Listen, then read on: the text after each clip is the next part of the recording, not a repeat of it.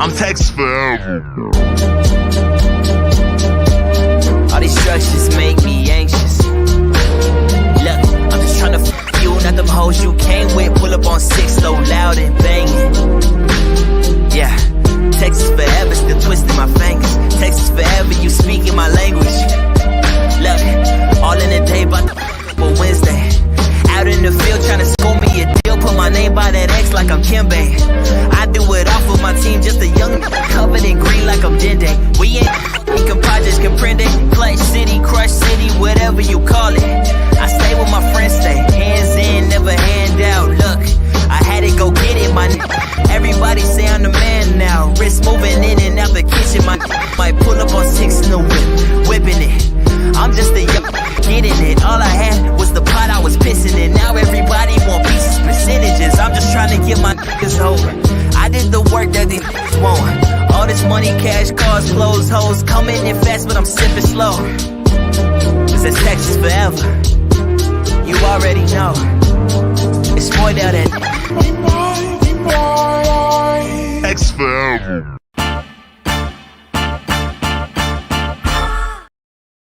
We are live, doing it on a Wednesday like we always do. Welcome into the H-Town Huddle. I am your host, Neon Peacock. Texans are 5-2. I'm feeling grateful. Houston still blessing. Not a big deal. We've lost some this last week, at least a close game on the road to the Packers. We'll recap all of that stuff. Plus, looking ahead to Week 8 versus the Colts. All that on this episode of the H-Town Huddle. Stay tuned. Make sure you hit the like and subscribe.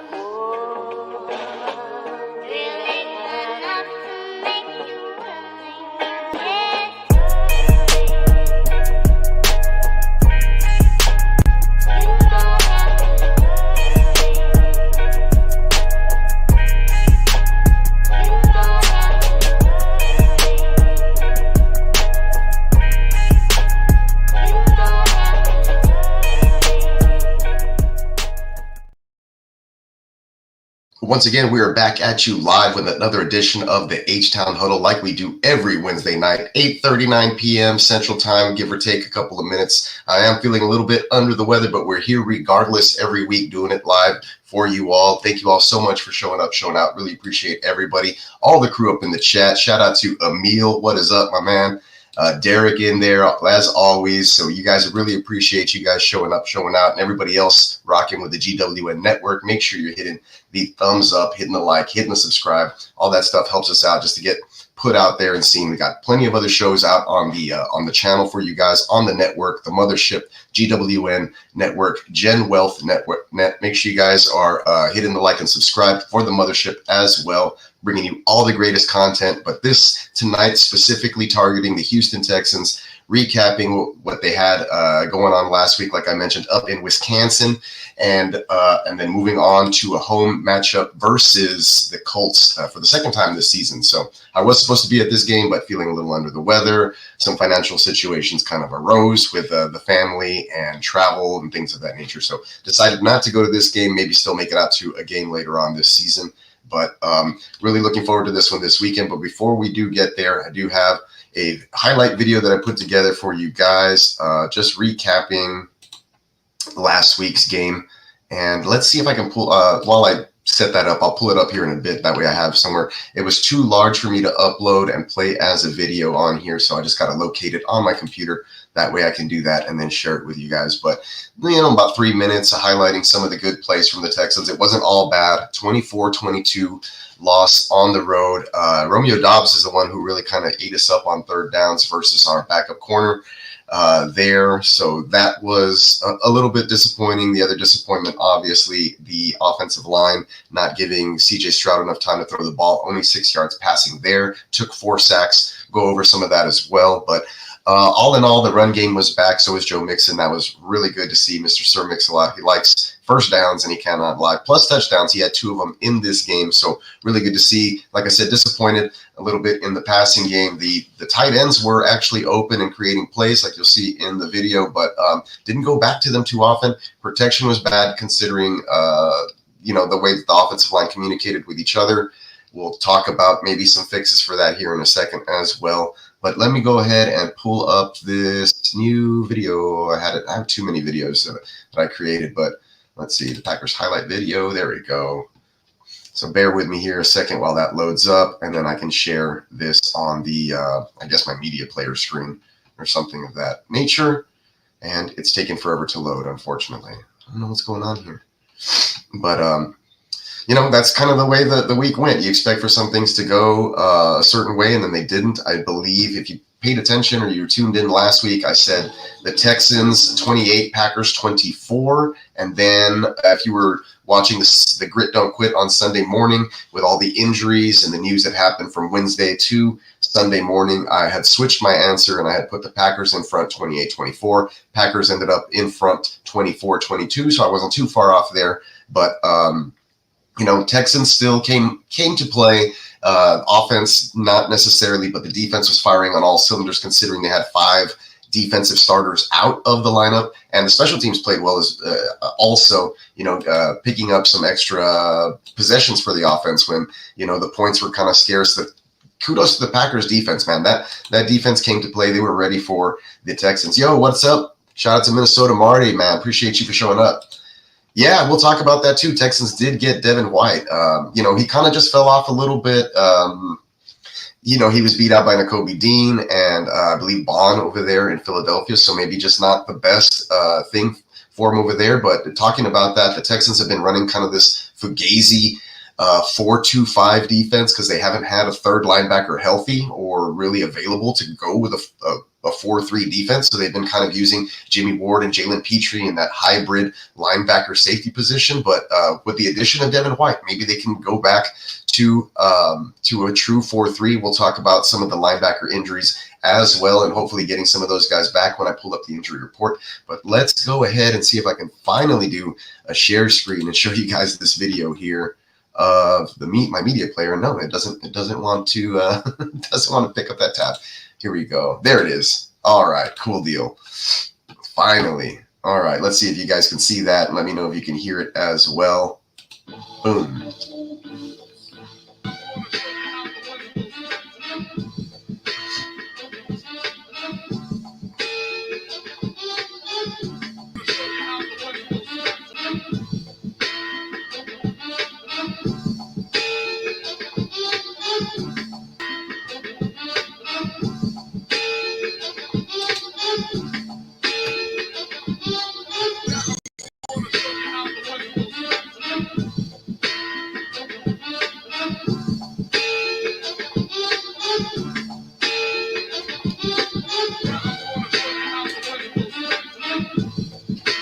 And there you have some of it. I think I was having some technical difficulties there for a second. So first time sharing a video off my media player like that. And now I can't exit the full screen mode. And I don't know what's happening now. All right, there we go.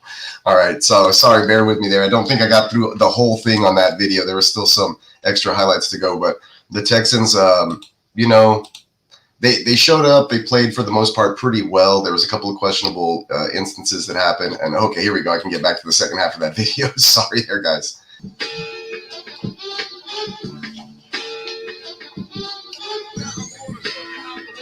Timeout, leaving them with a lot less time on the clock.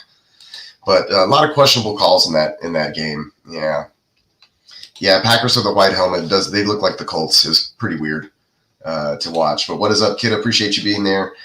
Marty with a couple of questions here in the chat. What happened with the Diggs-Jair scuffle? Talking shit before the game. You know how both of those guys like to do things. Didn't amount to much. I mean, Jair probably got the better of him, had a better game, shut down C.J. Stroud and the receiving game. So talk all you want. I'm not a big fan of guys who talk. I mean, sure, if you back it up, that's great. But chances are, you know, you're not going to be able to be 100% all the time. And then when you do get beat, people are going to throw it in your face, and then you're going to get mad. And why? Because you were talking shit in the first place. So just don't talk shit. Let your playing do it on the field. D'Amico even came out and said it. You know, we're not, or they're not the type of team that really encourages anything like that. Diggs said, you know, he's not. He can't act like a grown man in those situations, and he's going to be petty, basically, is what he came out and said. So there's already a little disconnect with attitude stuff that we've seen from Diggs in the past, I suppose. But, you know, at the same time, that's a little bit of the fire that he brings, and we know that that's the way he is. And Mixon is, you know, in the same same kind of boat, not necessarily with the talking, but he is a little flashier type of player, does do some talking and dancing and pointing and all of the celebration stuff on the field. So a little bit of extra swag, and that's, Stephon is top of the league and when it comes to stuff like that. So the fact that he was out there and scuffling by himself, though, and none of the rest of the Texans are really about that. You kind of saw that right away. It was all the Packers just came around Diggs, and he was basically out there. And he was like, it's 1 on a million or whatever. But, show it out on the field. I mean, if you're going to do that kind of shit, go out there and have a great fucking game, Diggs. And he did not. So, I mean, obviously that's not all on him. We're going to talk about the offensive line here in a second. But yeah, as of like, I can't stand guys who talk like that. I really don't. I don't care if you're the greatest in the game. Conor McGregor was the greatest until he wasn't, right? And what is he going to do? Talk shit? Yeah, I could have beaten you, blah, blah, blah. You're going to put on the film when he gets beat. He talked all that shit to, what's his face? The Russian dude. But anyway, that's neither here nor there. That's UFC. But, in football, it's basically the same thing. You're going to war, talking shit. That's you're not Triple H. This isn't the WWF. It's not like a mental game. No, you're not going to get in anybody's head. All they're going to want to do is kind of gun it for you a little bit harder. So why are you going to give anybody extra incentive? Never understood that. But you talk the shit afterwards, right? Like, hey, we kicked your ass, but it didn't happen this way. So that's what it is. There it goes. Yeah, Diggs is a good player, but he's been passed around like a $5. I feel you. I hear you. I mean, he's still doing it here for the Texans, even though, he led them in receiving, I believe, but, not a lot of great stuff to say about the Texans passing game this past week. Just picked up Dell off of waivers. Wow, he was on waivers. Dude, definitely got to hold on to him. Definitely playing this week. I know it was bad last week versus a top Packers defense, but the two teams that really held the Texans passing game down was the Vikings and the Packers, both in the NFC North, both top 5 defenses in EPA. And I think I have a graphic to back that up here somewhere talking about that. Here we go, defensive EPA. And let me take down the comment real quick here. So adjusted EPA per play, the defensive adjustments, Vikings number 1, Kansas City, the Saints, then the Bears, who've also played the Texans, barely squeaked by with a win there. And then at number 5 is the Packers. So, and then the Texans at number 7 with a really good defense there as well. So 3 of 5 of those top adjusted EPA per play defenses, the Texans have already faced. They've lost 2 of those, and they snuck out a win versus the Bears. So facing, 3 of the top 5 adjusted EPA defenses, the Texans have struggled. They've struggled in all 3 of those games, putting up less than their, 23 points per game average in each of those. So there you have it. Tough defense again. The Green Bay defense, nothing to be slept on. And that's why you saw, you see some regression from the Texans offense. Plus, I've talked about it in the past. CJ Stroud on the road versus good defenses never turns out really well. So there it is with your Vikings, and there it is with your Green Bay Packers. They did get that home win versus the Bears. So there it is. But if you look to the next part of their schedule, all of this really opens up really nicely. They are playing the Colts next, who are down there at 28. You have Dallas at 21. Detroit is at 16. So it lightens up a little bit in that sense. And if you look at what they did against teams like Jacksonville and New England, they put up lots of points. They also against the Colts in week 1. So they put up a lot of points against bad defenses, which is what, a good offense should do. They have been struggling a little bit. I blame a little bit of that on Bobby Slowick's play calling, but most of it, I'm going to be honest with you, goes back to the offensive line play. Here are the grades for the Texans some of the Texans offensive players. Joe Mixon at the top, of course, looking really well. Shaq Mason was the only offensive lineman with a plus, I believe, 60 rating on passing plays. This is like overall grade, right?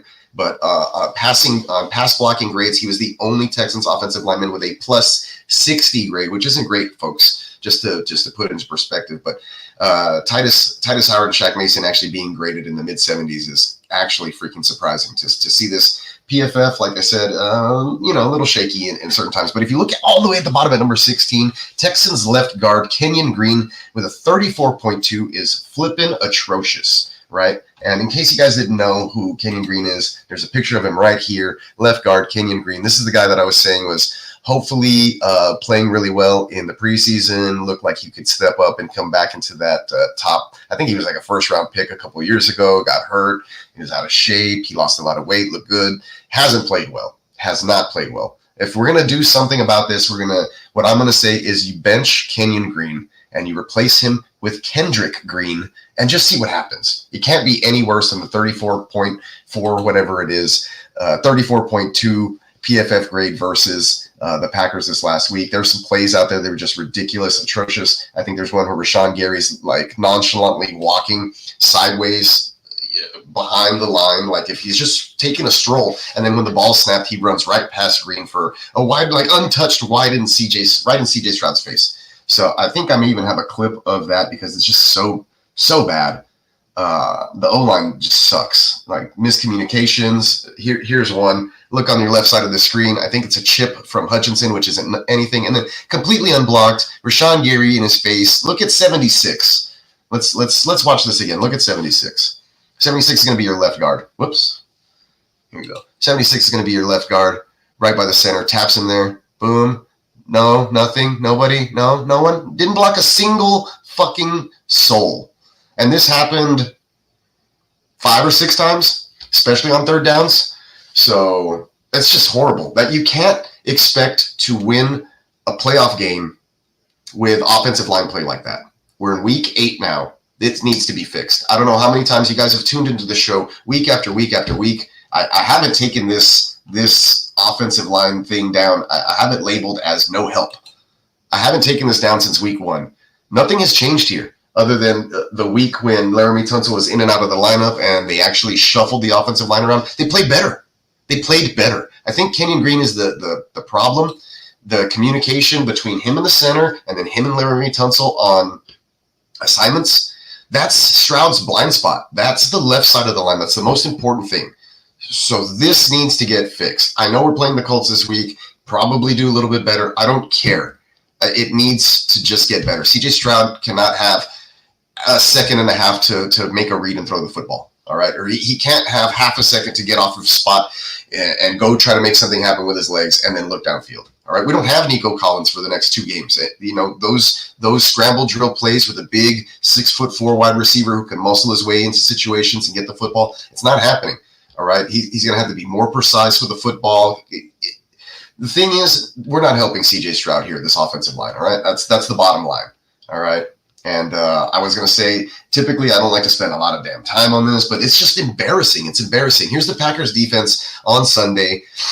Passing yards allowed 82, 4 sacks, 11 tackles for loss. That's even in the run game, guys. Come on. What are they doing? Yards per play allowed, only 3.4 yards per play.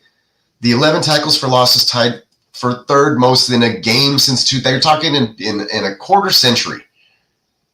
The third most tackles for losses allowed. That's on the offensive line, obviously, right? And the play calling as well. So I know it was a 24-22 loss, really close on the road. Other facets of the team played really well. You were down 5 starters on defense. You're without Nico Collins. I don't care. Those are all flippin' excuses. This is supposed to be a better football team. When it's down to these one-score games, the Texans were 4-0 in one-score football games, and they lost the first one this season. And it comes down to not just that, but critical mistakes in not challenging a play late in the first half, and the Packers go hurry up, and they throw a fade and score a touchdown instead of it being Texans ball on a fumble. Running the ball twice and then throwing it out of bounds on 3rd and 15. If you're not going to take a shot in the end zone or go for the first down, at least keep the ball in bounds on the pass play and force the Packers to use another timeout and have essentially no timeouts in their back pocket and less time for Jordan Love to move the football down the field to try to kick a field goal. Those are just idiotic things that you could have easily won the football game in the last couple of possessions, and it just did not happen. Shoot, my computer's mad at me. It like slammed the speaker down. But I mean, the frustration high, right? And I'm very critical. I run a Texans podcast here. I break everything down. So yes, 5-2, grateful. We're still blessing.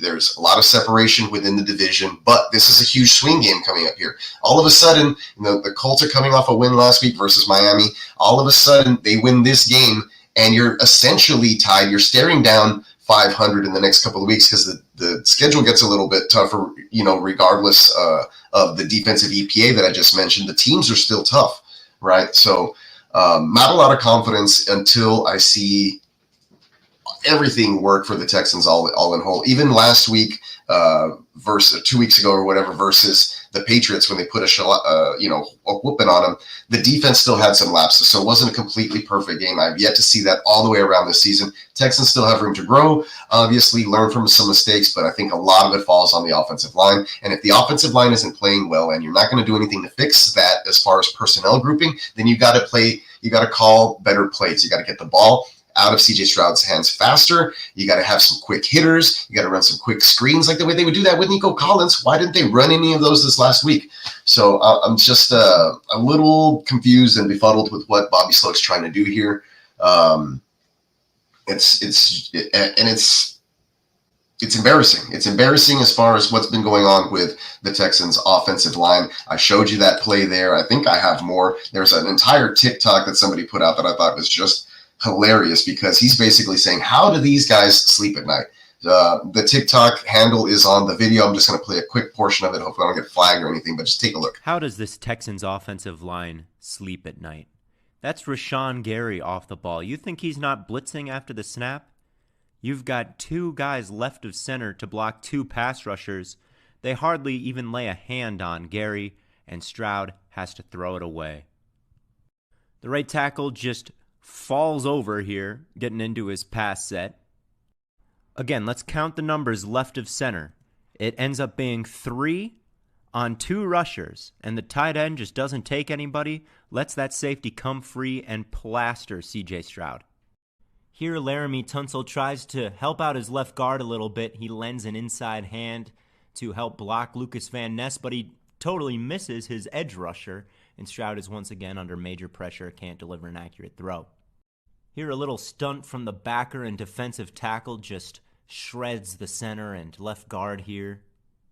Here's a TE stunt from Enagbare, and Carl Brooks and Shaq Mason just never disconnects.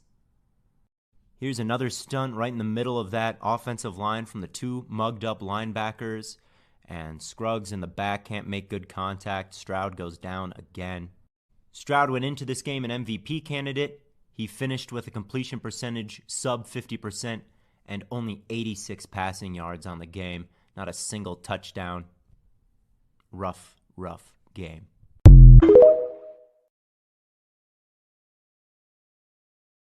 And shout out to PFN 365 for that video. If I had more hair, I'd pull it out, but I'm reaching middle age here and I want all of it left for the last couple of years of my life. But that's basically what I was doing on Sunday, saying, why can't you block anybody? It's a basic stunt. Fucking pick it up. What are you guys? High school offensive line? Shit. Fire the offensive line coach. Jesus Christ. I have no idea what that is. Here's Titus Howard actually kind of owning up to some of this in a post-practice interview. A question asked by Landry about the offensive line play. All the stuff they did, man, we've seen it before. We've seen that practice. It's just when you get out there in the game, you get on the road, we just can't do stuff that we haven't been coached to do. So that's the thing. We went out there and did stuff that we haven't been doing. So that's really just being coachable, being detailed, staying in the moment, man, and just trusting each other. And that's the biggest thing we got to do. Continue to trust each other, pick each other up when we're down, and just keep balling, man. Because it's gonna be ups and downs and stuff like this, but we got to stay together. And we're gonna get it right this week. Go out there and ball out. And once we get the ball out, all the other stuff will take care of itself. And so we'll be straight. CJ's in there with us today. He's so positive about you guys. I know that it was not the week that you guys wanted, the offense wanted, but he's so positive about his belief in you, the relationships that you have. How does that help when you play a game that maybe isn't quite what you hoped that it would be? Yeah, man. We're pretty close as a group, as an offense. And a lot of those things that we did last week was uncharacteristic. So a lot of, missed assignments and stuff like that, going to the wrong guys, man. That's stuff that we don't really do. So we just got to pick it up, man. This our group. We can only go as far as our group go. Everybody on offense know that. We just got to play better. Just simple as that. We just got to play better. That's all.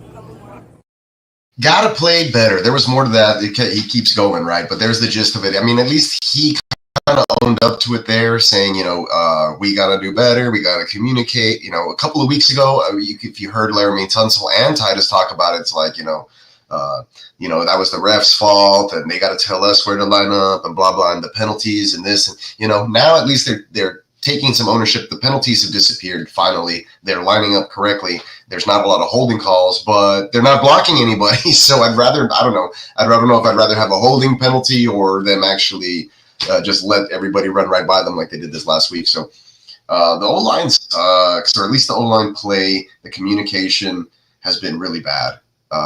Let's watch this one again. This is just so bad. Like 78, into the running back. I didn't pick up. Jack Mason didn't. No, nobody blocked anybody. Jesus. And this is, if you're an NFL quarterback, what the hell are you supposed to do? CJ Stroud is not Anthony Richardson, but he took off and had to run a couple of times in this game. And it's just unfortunate, man, like to see stuff like that happen. But like I said, the Texans defense did actually play pretty well. Both starting linebackers were out. Neville Hewitt leading the guys in tackles, Jake Hansen right behind. There is some good news. Some of these guys that were missing this last week will be back this week for this upcoming game. I did, before I get into the injury report, I did want to talk about continue on some of that play calling. The last couple of plays with, I think, like less than 2 minutes left, a run for -2, then a run for -3, and then they made them use those 2 timeouts. If you're already there doing this crap, just run it again. They run a 10-yard out that's incomplete to Tank Dell, which solved nothing. You weren't going to pick up the first down, and you ran no time off the clock, and you allow Green Bay to save a timeout in their back pocket and save 20 plus seconds. Like, it just didn't make a lot of sense to me there. Didn't make any sense to me there, what they did. Bad management of the clock. I don't even want to talk about the fact that D'Amico didn't throw that challenge flag there. He said that the guys upstairs thought that it didn't look like a lateral. To me, on the return, you got to at least try.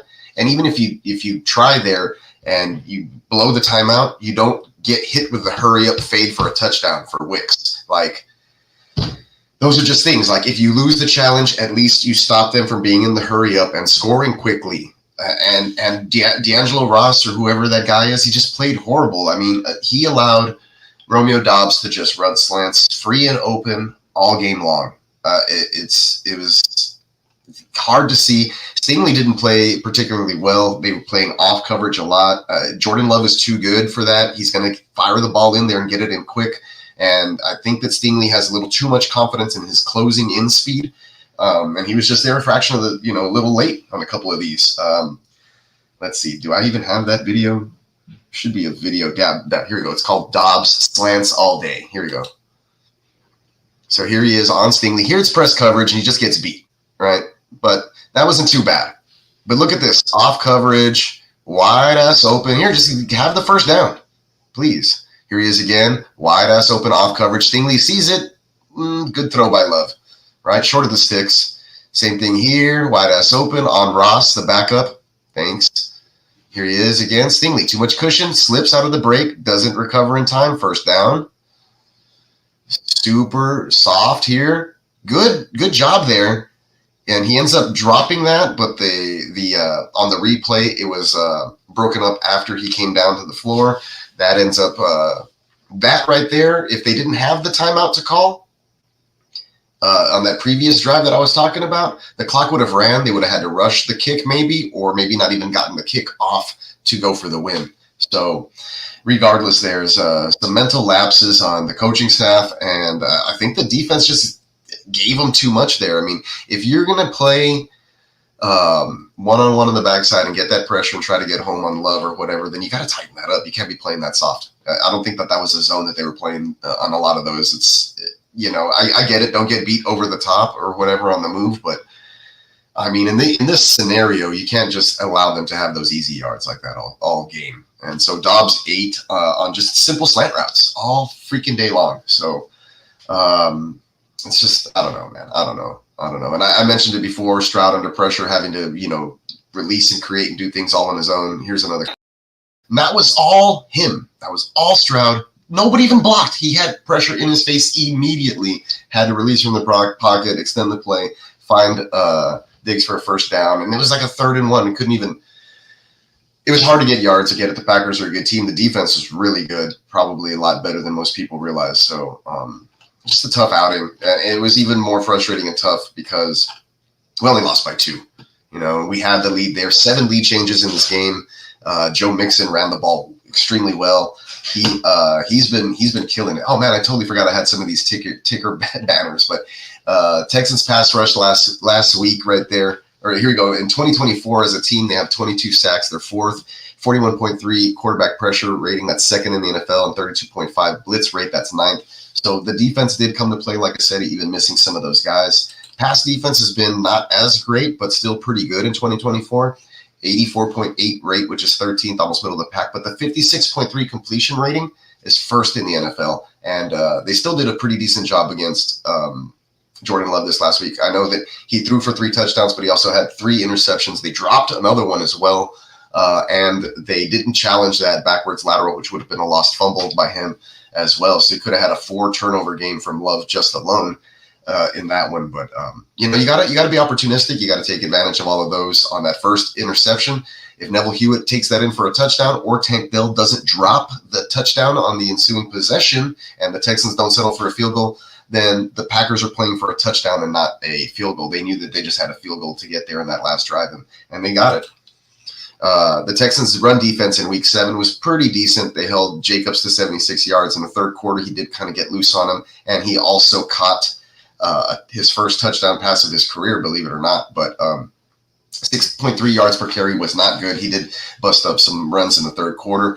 But in 2024 as well, versus quarterbacks, the Texans are 8.2 yards per carry, which is almost dead last. And they do face a running Anthony Richardson this week, who I think put up 56 rushing yards on about 12 attempts last week versus Miami defense. Stroud in Week 7 is the worst game of his 2024 season, 86 yards, 4.1 yards per attempt, 58, I believe. 58.8 rate passer rating. We saw that, and he was pressured on 48% of his snaps, 4 sacks. Packers brought about a 37% blitz rate in this game. So offensive line play was horrendous. Yeah. And then my last little note here, the straw that mixes the offensive shake for the Houston Texans was Joe Mixon in Week 7, 25 attempts, 115 yards. That should be 4.3 yards per carry. I don't know why it said 436. It's amazing. 4.3 or 4.6. I think it's 4.3 yards per carry, 2 touchdowns, and he also has had 100-plus yards in his last 3 of 4 games played. So he is a baller. He likes touchdowns, and he cannot lie. Let's find the Mixon drop. So Joe Mixon, a saving grace for us. There, I had it on loop. Sorry about that. Basically, the offense, it needed to be more balanced. Mixon was the only thing that was working there, but a couple of times it got a little too predictable. Hey, let's go ahead and get a couple of yards here with Mixon on an obvious running down, and boom, he's hit for a couple of tackles for loss. Total of 11 in this game for the Packers, which is ridiculous. You saw that stat earlier as well. Yeah, Green Bay probably didn't. They disguised it. They looked like they brought 6 or 7, and they got home with 4 almost every time. Really, really bad offensive line play. You saw Titus Howard saying, hey, we looked at the film. We're owning up to it. There needs to be better communication with the tight ends. If you're going to have a tight end in line to block, don't. Bring him to the back, set him offset him to the left or whatever, or the opposite side of the back that's next to CJ Stroud, and have max protection that way, because they're getting directly to the quarterback. If you're having trouble on the offensive line with communication, who's picking up who, put one guy back there and just leave him in for pass pro, And if nobody comes, then he can release. Pause. But, frustrating. Bobby Slowick has to see this. This is basic high school stuff, and I don't know if it's the players, him, the preparation. I don't know what it is. All the Packers were doing were basically saying, hey, our linebackers just kind of stand up and pretend you're going to go somewhere and then go the other way.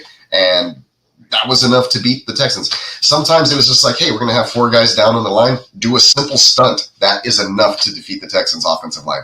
It is ridiculous. Ridiculous. The offensive line, atrocious. If the Texans had the Lions' offensive line, they'd be undefeated right now. Simple as that. CJ Stroud would probably be the number 1 QB in the NFL at the moment. That he has, in my opinion, a bottom 15 offensive line. Easily. I don't care that they're paying Titus Howard and Laramie Tunsil all this money. Bad. Hey, Candlestick, what's up, bro? Appreciate you for showing out, man. Yeah, Bogey, frustrated. I didn't want to spend all that time on the Green Bay thing. I didn't think I was that frustrated. I thought I was over it already, but apparently it bothered me a lot. But just very disappointed in the offensive line. Bobby Slowick's play calling, in most situations, to be honest. If it wasn't for Joe Mixon, we wouldn't have done anything in this game. So it's not easy. It's not hard to call a run play where your running back breaks like 2 or 4 tackles before he gets back to the line of scrimmage and turns it into an 11-yard gain for a first down. Like, that's making you look good, relatively easy there. So another bright spot, though, is the rookie free safety, Kalen Bullock. Let's watch that interception one. Great stuff there. He is a ball hawk. He has 3 interceptions on the season as a young rookie. So now we can kind of head back into this other direction and start talking about some injuries. Hey, what is up, Frizz Ill, H-Town, baby? Woo! Super Bowl. Hey, I hope so, man.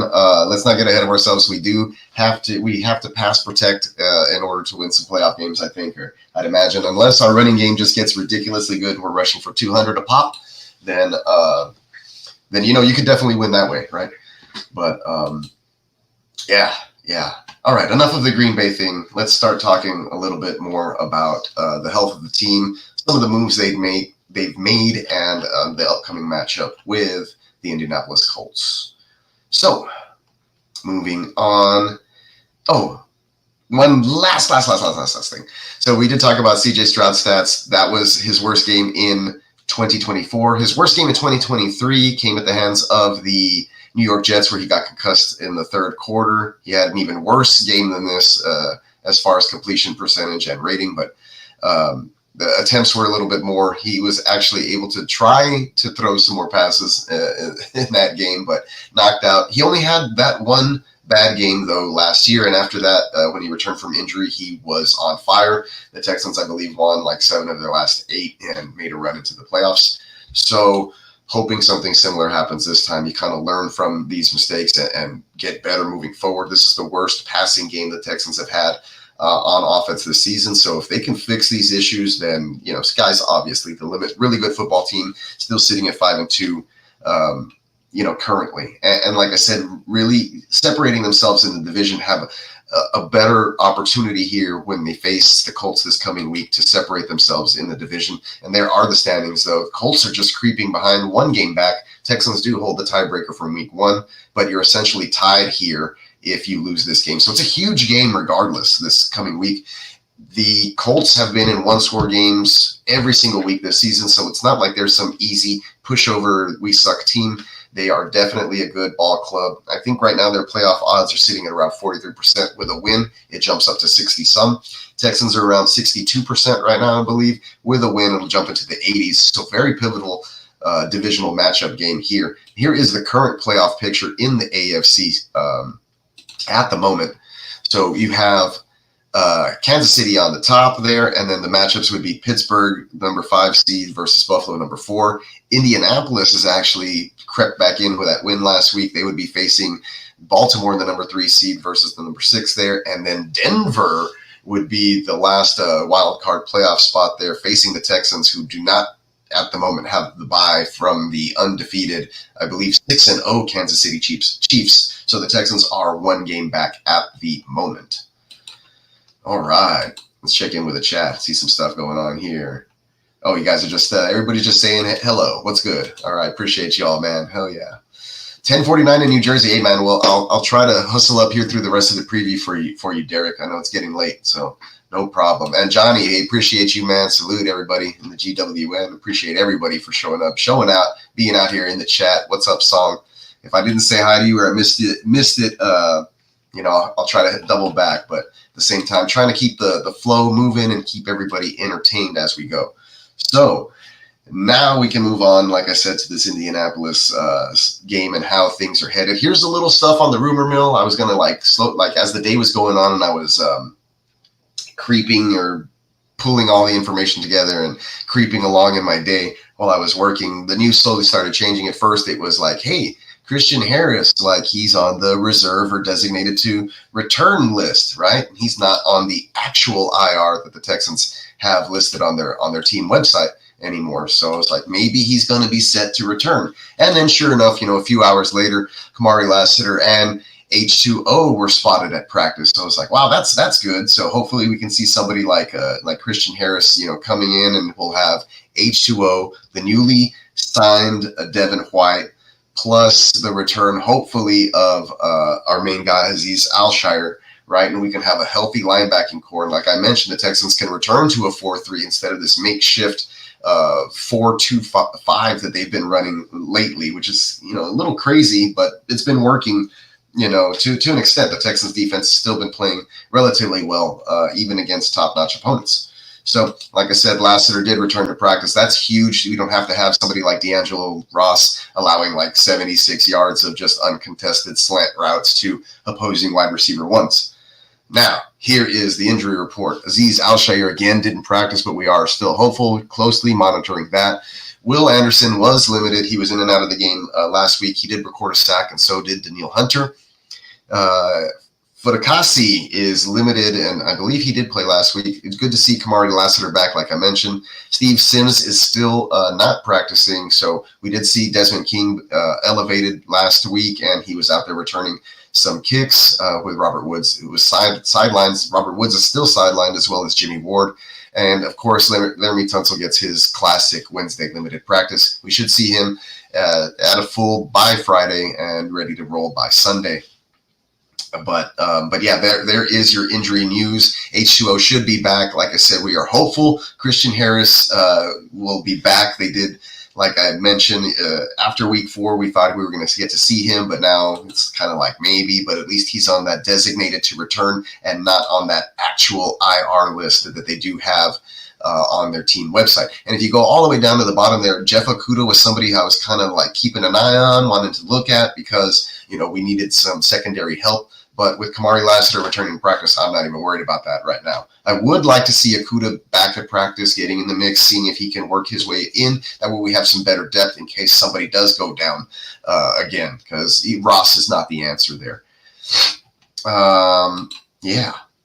And there's your injury report again, the official injury report off the Houston Texans website. And shout out to their graphics team. These guys have been killing it all year. Look at that injury report. It looks beautiful. You go to other teams' websites and it's just plain Jane. Looks like a seventh grader put together an Excel spreadsheet. So good job there, Houston Texans, and hiring some really good graphic design content guys and girls. Guys and girls. The Devin White pickup is low-key badass. Yeah, and it's crazy because, I had seen the healthy scratches and the fact that he was kind of discontent there a couple of weeks ago, and I was thinking maybe, that's somebody that Nick Caserio would be interested in looking at to try to acquire. And sure enough, boom, like you said, low-key, kind of quiet pickup, that they did. I think they waited for him to hit the free agency. That way he wouldn't get into waivers. Maybe they had an inkling that this was going to happen. And then they just went ahead and signed him right away. Boom. So I do like that. I think that it was a good call. I do have White on a couple of my IDP leagues, so I'm glad that he has a chance to get some playing time now in a squad that So we've seen D'Amico Ryans take guys like H2O and Harris and kind of mold them up and play well. We even saw Neville Hewitt play extremely well last week. I think he had like 11 tackles and that interception. So.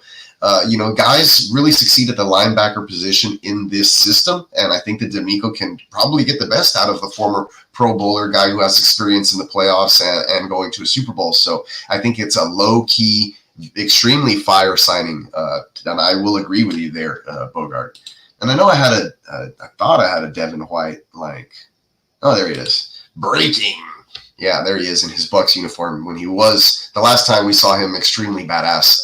Wasn't able to do much in his little time with Philadelphia. Like I said, I think Bond and Nakobe Dean beat him out the starting linebacker spots there. So definitely a depth piece or a maybe even a huge rotational piece that the Texans could use if they can get something out of him. I saw him today in practice wearing the baggy clothes. I don't know how good of shape he is in at the moment. He was, like I said, a healthy scratch. I believe he should be fine, especially after they signed him. He probably went through all the physical stuff and all those things that go along with it. So, like I said, he just looked kind of loose and baggy. It was kind of just jogging through warmups. So, I mean, not much to be said there, really. But in other news, I know a lot of people, I think Song mentioned it earlier, but despite missing the last 2 games, Nico Collins is still 3rd in the entire NFL in receiving yards, guys. What the hell? So extremely missed right now, especially by CJ Stroud, who only threw for like 86 passing yards this last week. It is a damn shame that we did not get to see a full season from Nico Collins, who I believe would have been very close to breaking the 2,000-yard mark this season. Hopefully he comes back at 100% after the next couple of weeks, and the offense can get back to full strength. But on that note, if you look at the fantasy wide receiver leaders after week 7 in PPR scoring, and you scroll down to number 6, who's tied with Jaden Reed, it's Stephon Diggs at 109.2, and then hovering right behind Amon-Ra St. Brown at number 10, despite missing 2 games, is Nico Collins at 106.7. So Texans are really good when at full strength. Obviously, you're going to have to face some adversity and get through some of these things. Find a way to win. It would have been great to have found a way to win this last weekend and gotten to 6-1. But like I said, we're still grateful despite all of those things. And looking forward to this weekend. It's going to be another nail biter, another tough one, even if it's at home. The Colts and the Texans, we play each other twice a year, and every single game is like this. So, hopefully the Texans can pull it off. I still have them in this one. I believe they're 5.5-point favorites. I have the Texans winning this one by a full touchdown. But that honestly, that hinges on the health of the entire squad and how well that offensive line plays. Because good Lord, man, if CJ Stroud is being rushed or put off his spot, and there's no Nico Collins, and Stephon Diggs and Tank Dell cannot separate and step up, then we're in probably for another long day, unless Joe Mixon houses some, which he's likely to do, or very plausible thing to consider, considering the Colts defense. So, and here's your pace matchups, right? And so the ones in blue at the very top are the high pace, lots of plays per game that you're going to want to see this weekend. Topping that list, obviously, is the Indianapolis-Houston matchup, followed by Arizona and Miami, and the return of Tua Tagovailoa, and then the Buffalo and Seattle game, where I'm flexing a lot of Khalil Shakir just because I'm expecting some points in that game, right? And then you're followed by your Atlanta, Tampa Bay, Minnesota, Los Angeles Rams, and then it goes all the way down. And the game that you probably don't want to play a lot of pieces is your New Orleans versus Chargers game, which is going to be really slow pace of play for this coming weekend. But guys, go ahead, and I would take a screenshot of this or come back and hit the like button so you can see this pace of play versus the league average set for this coming weekend. The games in blue, you're probably going to want to put some players up in there if you have any of those guys. Don't force them into your lineup, right? Like I'm saying, but you just have a better chance of getting more plays and more opportunities this weekend. So Tank Dell still in play. I know he was disappointing, and so was Stephon Diggs, but both of these guys, I would feel very confident about firing them up versus the Colts secondary and defense this weekend. I know I said that last week just because of the opportunity. However, the offensive line didn't give CJ Stroud a chance to put anything in the remote close area for his receivers to catch the football on a lot of these plays. So very unfortunate. Like I said, he was pressured on nearly 50% of his dropbacks, 40% blitz rating by the Packers. So just one of those games that on offense, you just want to, as far as passing, you just want to put behind you and hope that the guys can figure it out and get the protection right for CJ Stroud. D'Amico Ryans came out and said it right away. He's like, hey, everybody's got to get on the same page. Offensive line, backs, tight ends, as far as protection. He did not mention CJ Stroud, so I believe that he's saying CJ Stroud was out there calling the right protections, calling the right slides, checking into the right plays. Guys weren't just doing their job. So this isn't on CJ, and I don't believe it's on the receivers either, except for that one drop that Tank Dell had early in the game, which should have been a touchdown. Instead, he was Blank Dell or Stank Dell or whatever he did to you. Yeah, Nico, we need you back big time, man. We need you back bad.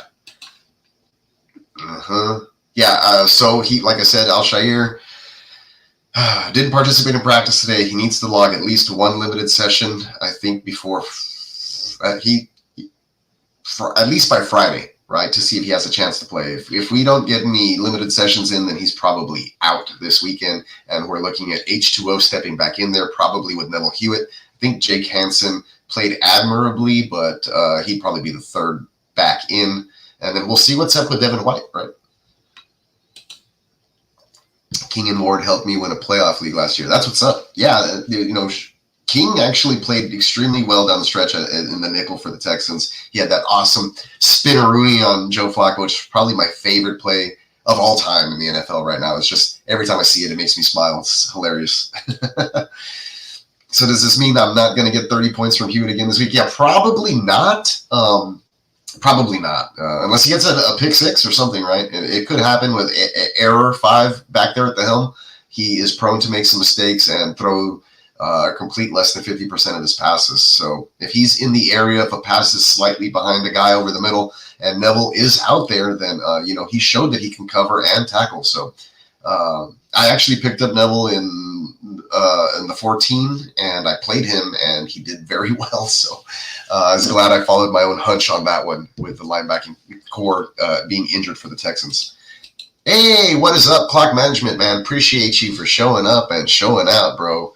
Thanks for stopping by. I'm about to wrap up the show. I got just a few more points left, not a whole mess of a lot. I already went through basically all of my slides, played the majority of my videos. I ranted about the Texans' offensive line being ass, and I've basically previewed what's coming up this week. The first time, we can talk about the recap from the first time the Texans played the Colts. They were able to corral Jonathan Taylor, hold him less than 60 yards rushing, I believe. Error did have a couple of deep plays. They were able to get guys like Alec Pierce and Ashton Doolin free in the secondary for huge gainers, which kept the game close. I believe the Texans won 29-27 or something like that. It was a really close game on the road, though, so they were able to pull that one out there. And I do expect them to have a little bit more success this week, especially after the loss to the Packers last week. A much better football team than the Indianapolis Colts, I believe. So especially as far as the way those defenses play, you saw the graphic earlier that I put out there as far as defensive EPA per adjusted EPA per defensive play there. Excuse me.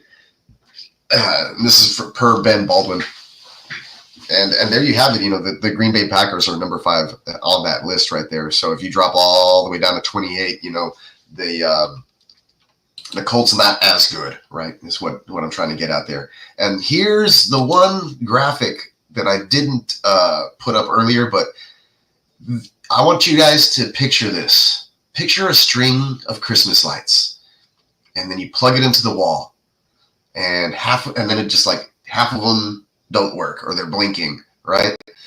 And then you go down and you look at, a set of 5 lights, and you see that one is burnt out. That is Kenyon Green, my friends, with his 43.6 PFF grade through the entire season here. All right. He's just horrendous. The 78th rank. It's just not even good. Tunsil hasn't been playing well, and I believe it's because of the way that Green has been playing, probably worrying about communications and assignments, then getting them wrong, trying to cover. So just like a string of Christmas lights, if we replace Kenyon Green with Kendrick Green and see if that strand can shine bright, perhaps CJ Stroud will have more than a half of a second to throw the football and make a decision, and we can actually move the ball through the air this coming week. So let's see if there's any offensive line changes. If they stick with Kenyon Green, I'd be honestly really surprised. Or if they do and they didn't move him to a different position, I'd still be surprised. I don't necessarily need the Texans to completely shuffle everybody around and move Titus Howard to left guard and kick this guy out and bring Patterson in to be center and move Scruggs to right guard like they did last year. They just need to bench Kenyon Green, try Kendrick Green, see if that works, and then if not, have another plan in place, because you can't go back to what this guy's been doing. He hasn't worked out. He's played maybe 1 or 2 good games in his entire career. The pick didn't pan out. So just, eat it and move on, and let's get this problem fixed. And I know I said I was going to be done with all that, but I was just kind of recapping everything we've done for the day. That was my big bugaboo. My big pet peeve was the offensive line. But I'm still happy in the direction that the team is headed moving into week 8 here with this divisional matchup versus the Colts. I'm confident that they can win this game. I was confident last week before I heard all the injury news. It was a game that we weren't supposed to win regardless. I think all the panelists on all the prediction shows were taking Green Bay at home regardless. So the fact that the Texans were able to keep it so close and play extremely well on defense with all those missing starters, that's the silver lining and the those positive notes to take away from that. But yeah, 5-2 shouldn't be stressing. We're blessing. Houston's blessed right now. A lot of people looking at the schedule wouldn't have even put them at 5-2 probably before the season started. So we're off to a decent start here with about a third of the season in the books and behind us in the rearview mirror. But yeah. If we have any fantasy questions, I mean, you're starting Joe Mixon this week.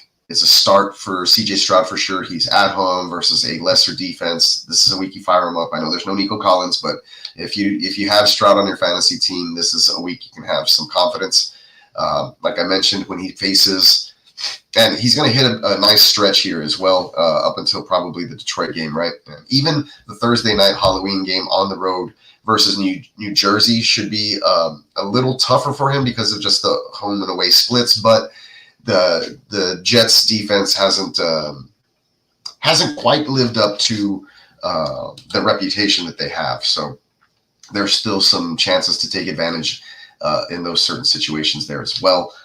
Let's bring up that EP. I love this chart, right? Where are the Jets on that? See, the Jets are 22nd when you adjust it. So you're looking at the type of teams they've played and all that. That's what the adjustment's for.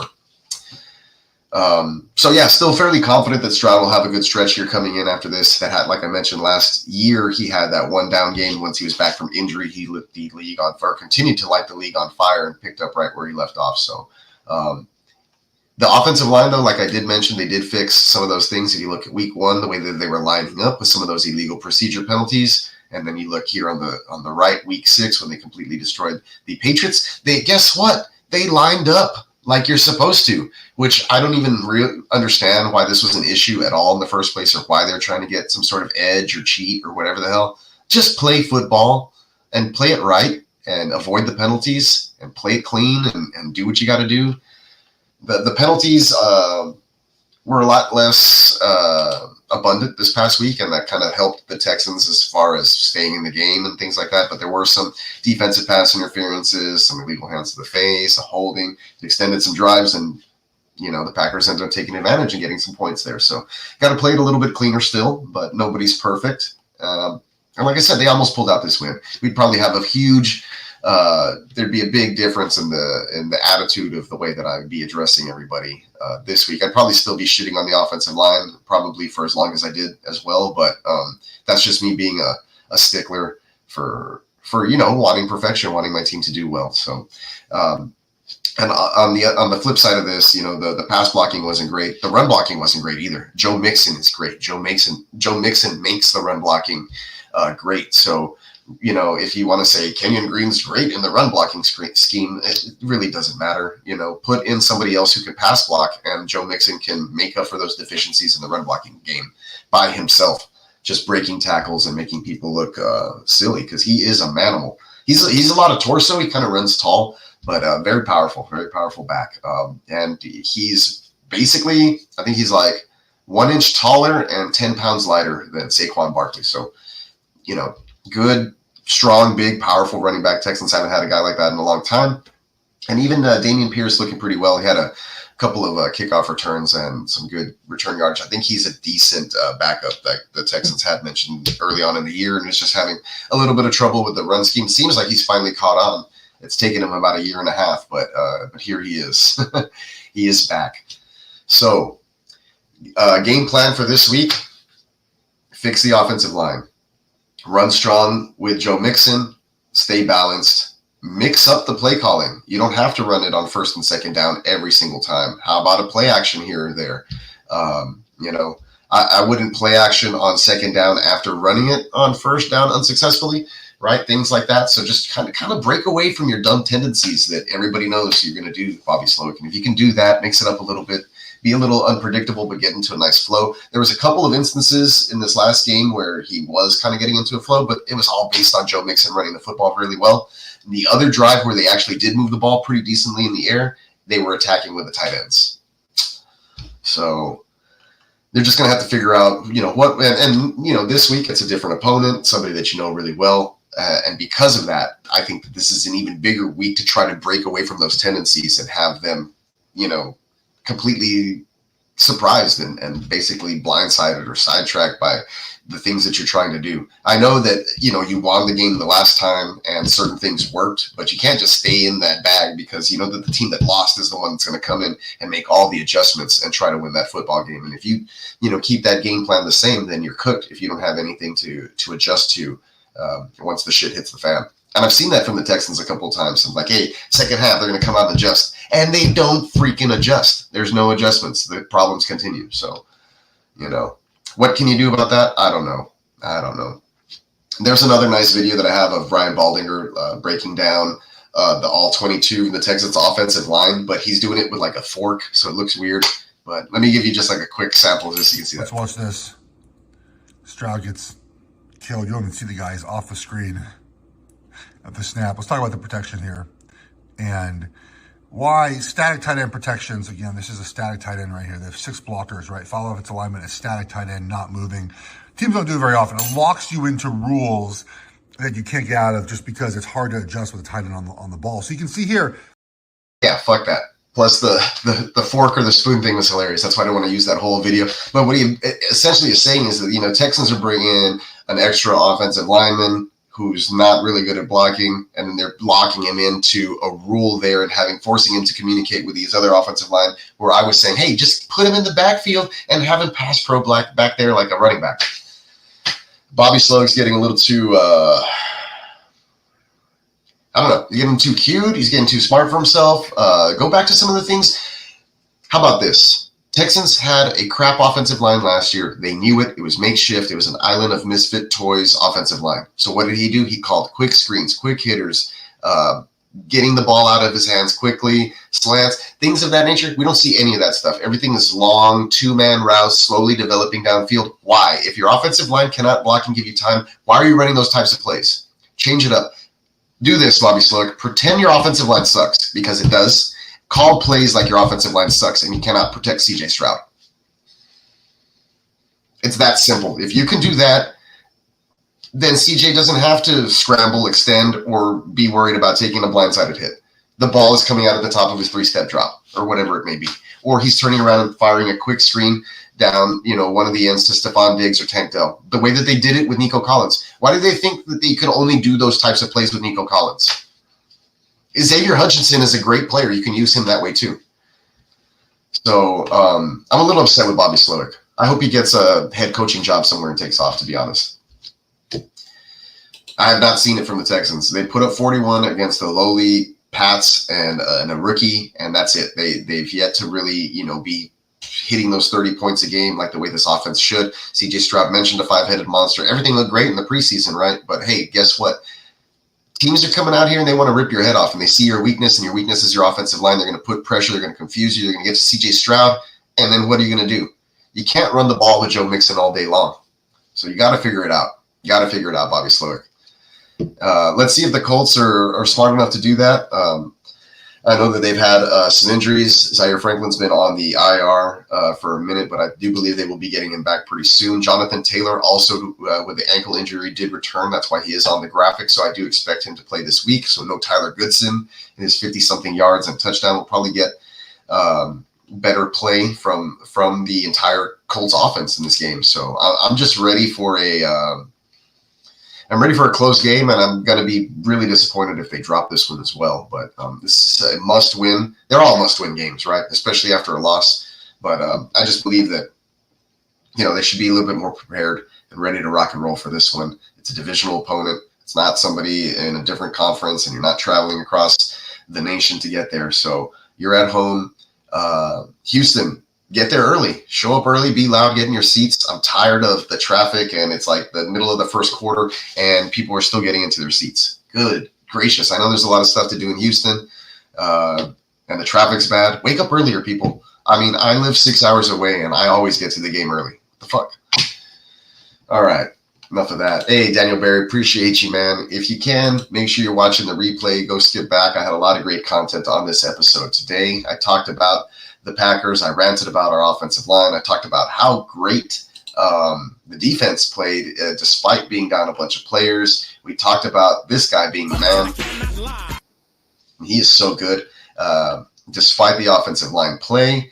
We're talking. Oh, I didn't mention that Nico Collins is just to check up on you guys. Those Nico Collins holders, guys who have him on the IR. He is ahead of schedule at the moment, aren't they always? But considering the fact that they placed him on the 4-game IR, it looks like he would be back or able to play probably pretty soon if he wasn't on the IR. So you would expect like a week 3 or 4 return, but which means he should be fully healthy by the time he is back after the Detroit Lions game. And we all missed him so much, so much. Get better, Nico. Don't rush it and don't re-injure it.